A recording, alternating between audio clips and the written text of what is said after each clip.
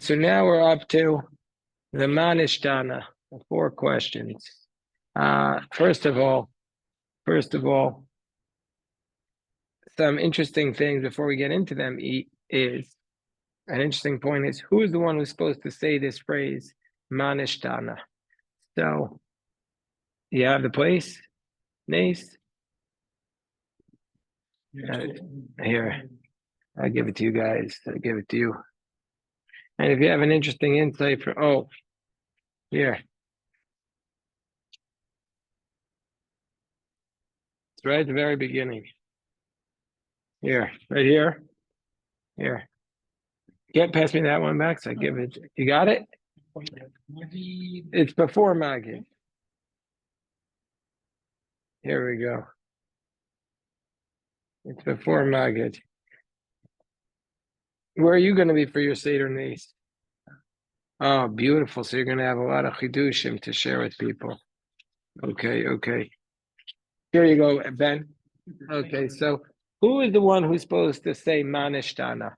So the one who makes the kiddush. Who makes the kiddush in your house? Right. So your dad or Ben, are you going to make it, or Aaron maybe? Okay. So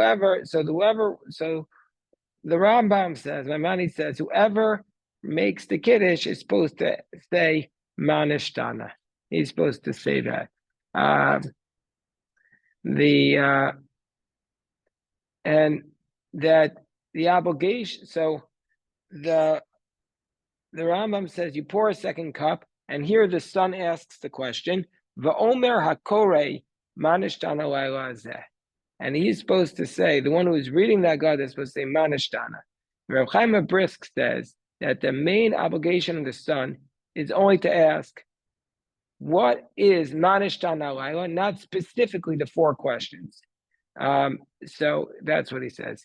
But one opinion is that the Mah Nishtana is said by the leader of the Seder, and the other opinion is that the son says the Mah Nishtana.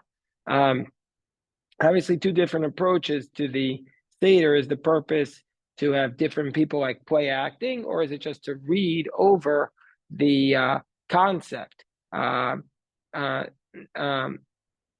say, this is the only time I could think of in our year that we go through this type of question and answer, forcing the child to ask this question. Can you think of any other similar thing? Rabbi Yosef, I don't know if anybody can think. This is unique, but these questions all come from the text of the Torah, so it goes back to the text of the Torah. But we don't have at Sukkot, we don't have a similar thing. We don't have it at Shavuos. This idea that the son has to ask these questions. So it's a powerful concept. The idea that we're supposed to engage, we force people to engage by asking these questions, get more people involved.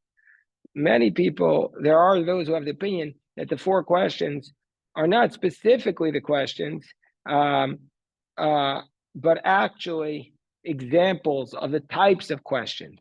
The Gemara brings 2 circumstances where people became exempt from having to ask the Mah Nishtana.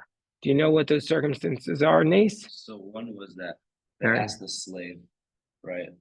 What? Very good, Nace. Spending his year in Israel, he's stark. He's coming back. That's the slave. What would you do if, like, you were taken out to freedom and you got all this gold and you said, like, so much Very good. So let me read it. Ignatz is right on target. So the Gemara brings 2 circumstances where a person is exempt from asking the Mah Nishtana, and instead we say straight away Avodim Hayinu. Do you know those circumstances, Reb Levi? Here's Haggada for you. So do you know when the person is exempt from the Mah Nishtana? So I'll read it. The Gemara has 2 circumstances. The first is in Psachim 116b, and the second is 116a. First is 115b, and the second is 116a. Nace referred to the second one, but first I'll do the first one. Abaye was sitting in front of Rabbah. Rabbah was Abaye's Rebbe, and he raised him. Abaye was was an orphan, or another way to say this, he was adopted by Rabbah, and he saw that they removed the table away from before him. Here, Kobe, pick up Haggada. There's Haggada right here in front of you. I don't know, there's Haggada's over there. No, there's another. Oh, yeah, you have. No, come, so you're too far away, Kobe. Okay, fine, but you have Haggada? Okay, the fact that you love the spot makes me love that spot too. So Abai was sitting in front of his father or his adopted father, and he saw that they removed the table. So he asked, "We didn't eat yet. Why are you removing the table?" So Rabbah says, "Now we don't have to say the Mah Nishtana anymore." So this is something. If you're sitting at the Seder and somebody asks the question before the Mah Nishtana, you could jump up and say, "We actually could skip the Mah Nishtana now. You actually could skip it because it's based upon the Gemara." And then what you could do at your Seder is say, "Actually, let's just skip the Mah Nishtana and just skip it." And then everybody's going to go, whoa, what's going on here? And all of a sudden you have everybody engaged in the Mah Nishtana. What a geschmack idea. Yeah. Yes, Nate. No, I think that's a mafloket Rashbam. Oh, okay. We're gonna get to that. But I'm just saying. I'm not talking about you're holding. You're beautiful. I'm just saying. Well, according to the Gemara, what you could do. I'm not actually suggesting it. You could make a show of it. Then So now we get to Rav Nachman said to his slave Daro, and he said a slave that was brought out to freedom. So Rav Nachman asked his slave, if there was a slave that went out to freedom and you gave him gold and silver, what does he need to say to him? He says he needs to give thanks and praise. He says, "Oh, you're now exempt from having to say, I'm now exempt from having to say the Mah Nishtana." What's the difference between the two stories? Are they saying the exact same thing? The first story Abai is sitting there, and he said, "Why are you moving the table?" The second slave, Rav Nachman asked his slave Daro, what should a slave say? And the slave said, "You have to give shevach." And he says, "Now you've exempted me from saying the Mah Nishtana." So the two stories are not the same. The removal of the table was actually asking about why is this night different. The slave, what did Rav Nachman says to Rav Daro, his slave, it has nothing to do with why is this night different. Excuse me. It's only about how do you properly commemorate your freedom. So the two stories are not the same. So therefore, some say it's actually, he says, some actually have a different version of this story. And their version of the story is, you have not exempted me from saying the Mah Nishtana. They have the exact opposite. Because we haven't talked about how this night is different. Whereas some say, actually, the opposite also. That some say in the story of Abai and Rabbah, they haven't really discussed anything about the Seder itself, about the Exodus. So basically, we've come to the point, which is, what's the purpose of the Mah Nishtana? That's the real essence, essential questions. What are the two ways to understand the purpose? What are the two possible purposes? What would you say? Like the children recognize. Well, forget about the children for a moment. Well, fine. Okay, you could say it like that. One purpose is just talk about the differences of the night. And that's one purpose. What's another purpose? That's certainly a theme for both of them, is to engage everyone in the theater. But one purpose is to engage specifically on the differences of the night. And another purpose is to engage in and just talking about the power of how we give praise for being redeemed. So is it about the specifics of the rituals we're about to go through, the unique ritual of the Seder, or is it about the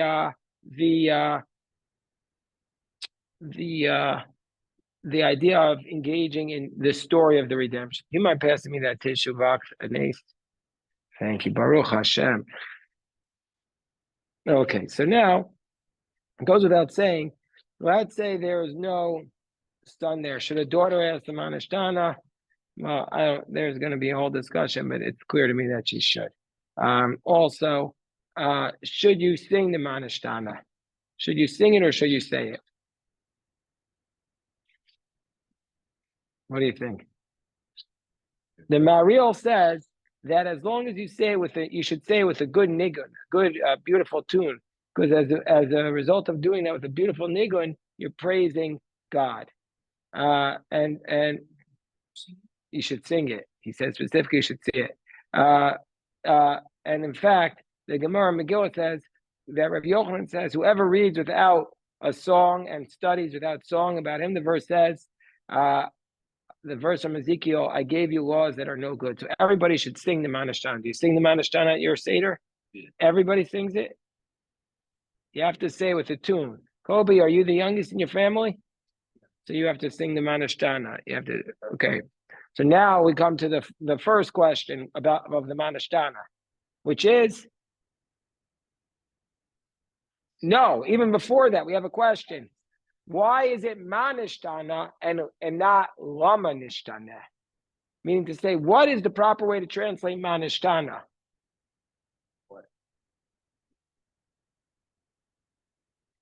So if you would say, so what is different? Mah Nishtana, you're saying should mean what is different. But if you say, how is it usually, how's it translated in your Haggada? How's it translated? Why? Ma does not mean why. Lama means why. So why isn't it Lama Nishtana? That's a very basically simple question everybody at your Seder can ask. Why is it called why is this night different? It really should be really, but if you want to translate it as what is this night different, then it doesn't make sense. It doesn't make sense to say what is this night different. So maybe how different is this night? So you're reading it not as, because if you're going to say that Mah Nishtana is a question, then there's really not 4 questions, but 5 questions. And it's not the 4 questions, but the 5 questions, because Mah Nishtana. So really, you maybe should read it as how different is this night? How different, Mah Nishtana, how different is this night from all the other nights? To say, not as why is this night different, but with an exclamation mark. How different is this night? Yes, sir. Rabbi Yosef. When Yehuda spoke to Yosef, he said, Manu Maramanit Sadak, like we have nothing to say, but so it was like almost like a combination of what you're saying of how and what. Like it's almost like rhetorical. Right? I don't know. How can we respond?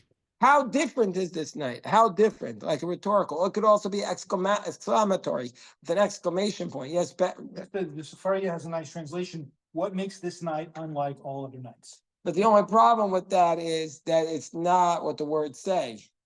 But isn't that the word, the meaning of the how is this night different? It's like you're going to get to the specifics. So they're saying Mah Nishtana, but the actual words is what Nishtana is different.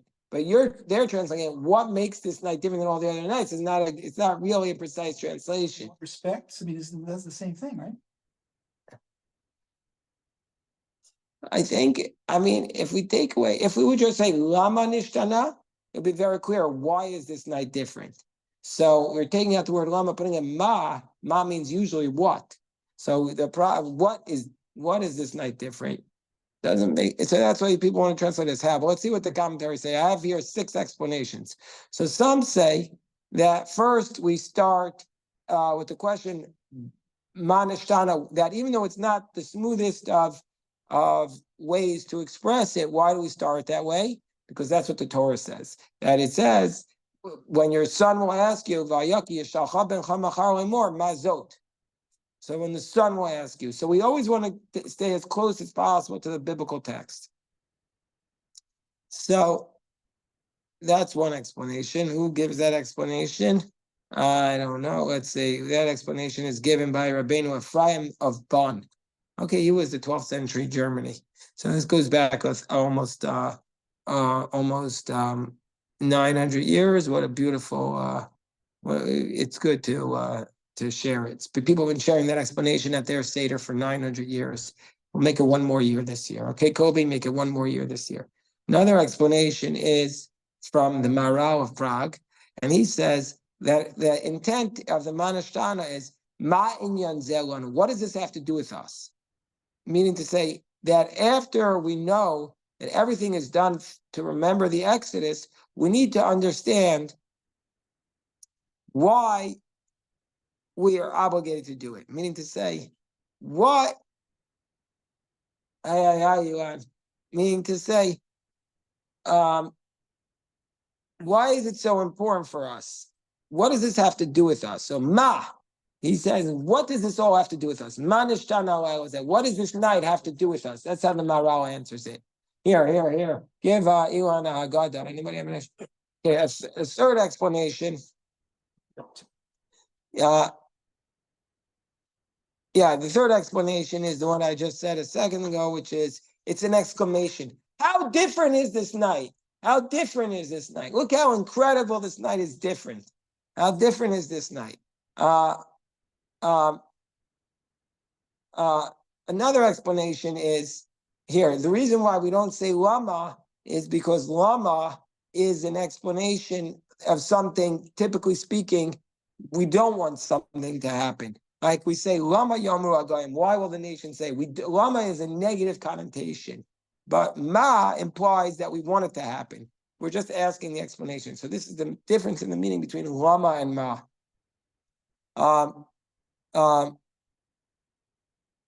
Okay, and then one last explanation. This says that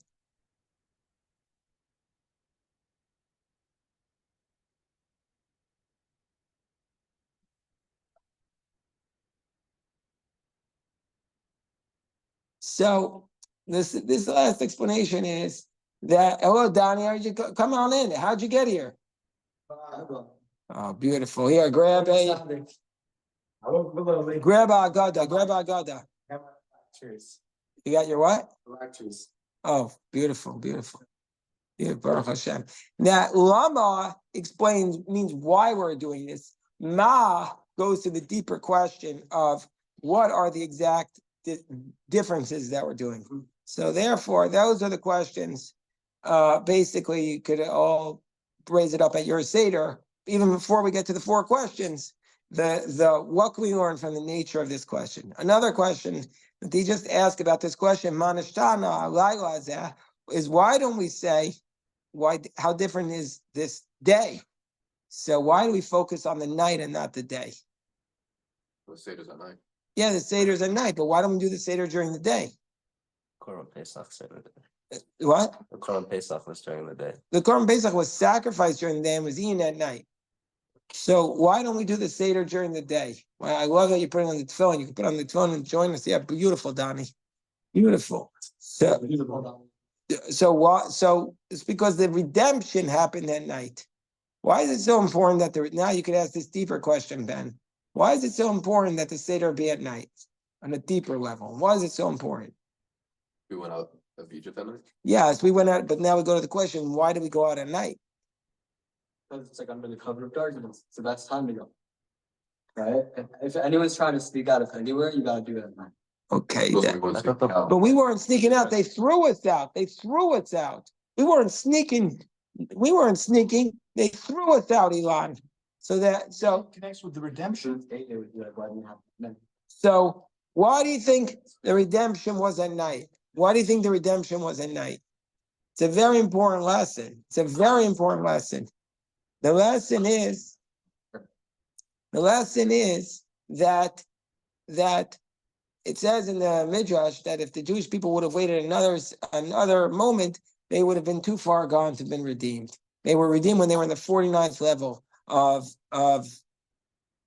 descent. Yes, Rabbi Elon. So I know that like when the Jews left Israel, like I don't remember if it was 80% or 20% died. And when they left Egypt, 80% didn't go. Did they ever say like how they died? Like Hashem just like struck. They died in the plague of darkness. But here's the point.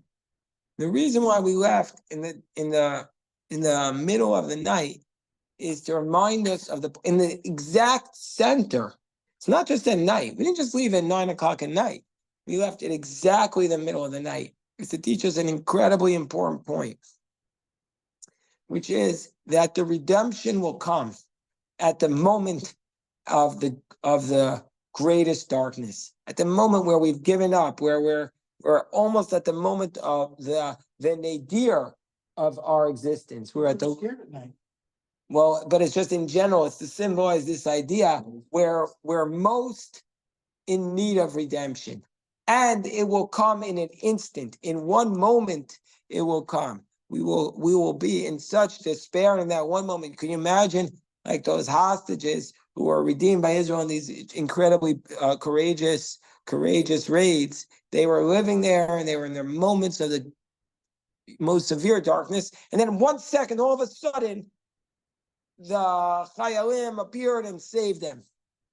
Can you imagine that turnaround from just complete darkness to redemption? That's what it was like. That's what it was like for the Jewish people. We were in this moment of just total darkness, and they were totally redeemed. And that reminds us that we Jewish people can never give up belief in the redemption. That's why it's so important to believe in the coming of Mashiach. The minute we give up hope in the redemption is the minute we give up life. Never give up on the opportunity for redemption. So, why doesn't it say,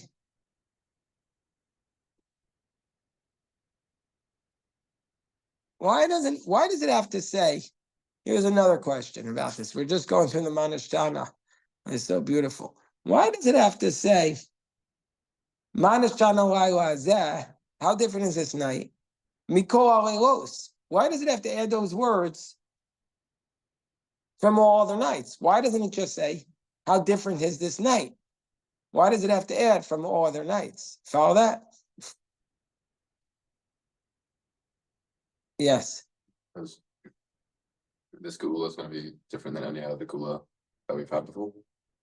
Oh, beautiful answer. I love that answer.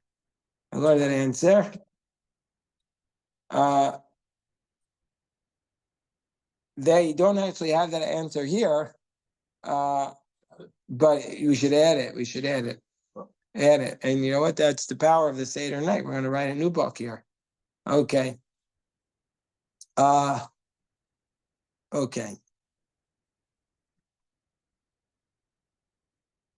I'll just share a couple of other ideas very briefly about the Mah Nishtana. One is from, hold on, I see somebody wrote in.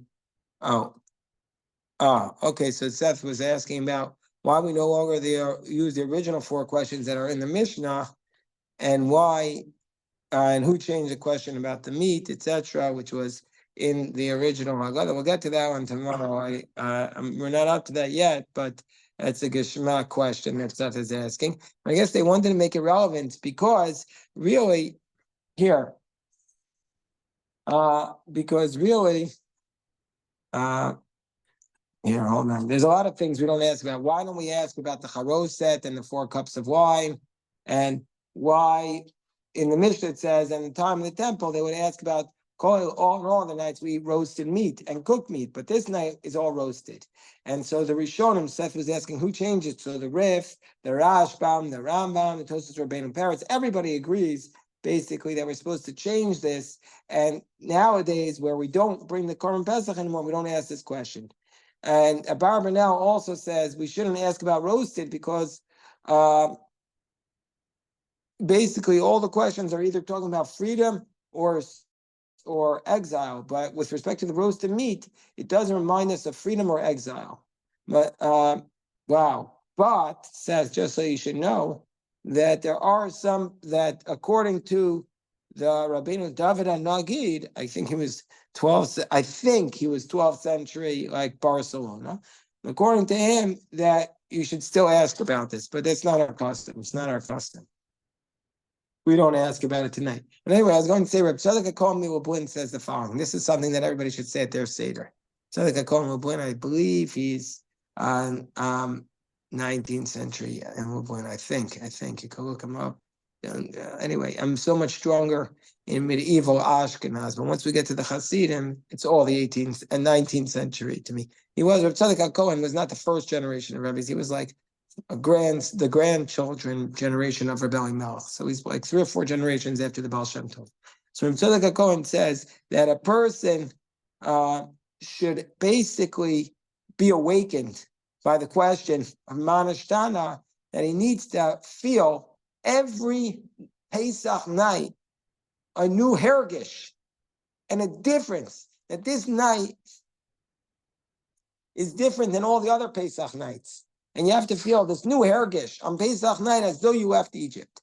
This is Mah Nishtana. We're not asking about how different is this night from all the other nights, but how different are we on this night? We have to feel the hergish inside of us. Follow that, Levi? That's what we have to feel. We have to feel different this night. Can't be just business as usual, Donnie. Can't be business as usual at the Donnie Seder. We have to feel a hergish. We have to feel something inside of us.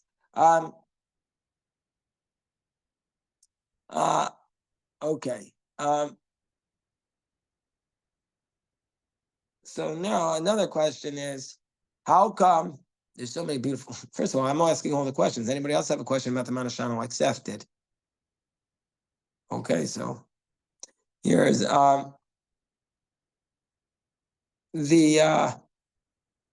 another important question is we're kind of ruining, spoiler alert, we're ruining the Seder before it even happens. We're asking all these questions before it happens, right? We haven't got to these parts, so why are we asking in advance? So, what's the answer to that question, Nace? The way I think about it is like if you have a young child, right, and you think the idea is that the child should ask questions, Yeah. priming them in a way. Yeah, it's priming them. Very good, very good. Well, also repetition is good. I mean, if you think about it, teaching and children Yeah, and just going through, like, it's sort of like the outline of the talk before you give the talk. right. And you'll be talking about this night and this night. Very good, very and then you good. go through the details later. Very good. I like those answers a lot. I want to say just okay, Eli, yes, Eli. Yeah. There's no answer. Like it never says like why you should live. There is an answer, but the answer is indirect. You're not, and that's a pedagogical method. This is okay. I'm going to share with you my my approach.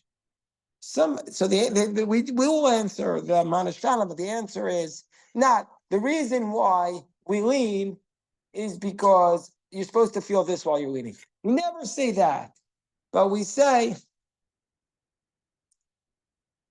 we tell the story of the Exodus. So why don't we say the reason? Why don't we answer like sometimes they'll have a summary. Then this is why we matzah, and this is why we don't eat chametz. Point A. And this is why we recline, and this is why we don't recline, and this is why we eat maror. No, we never answer like that, and that's because that's not our tradition. That's not our faith. Our faith is not direct answers to questions, but rather it's like this. We're going to teach you from the beginning. That's actually the essential aspect of what we do here. Somebody asked me, why don't you give like more timely lectures? To give a lecture on what does Judaism say about abortion? Or what does the Torah say about veganism? No, that's like the adult education du jour in in synagogue life, but that's not the Haggada's approach. The Haggada's approach is that if you really want to answer these questions, you have to go back to the beginning and tell the whole story. And then from that context, you could come to an answer. There's no simple answer to any question in our faith. The answer is, simply speaking, to educate ourselves, to study Torah. And through educating ourselves, we'll come to the deeper answer. Does that make sense to you, Elon? Yeah, so that's the fundamental answer. If anybody, and the point is there isn't one answer. The only answer is to study. The only answer is to study about it, to understand the context. There's no like direct answer to any question. I mean, we could try to, but what we're doing here is we're studying about it.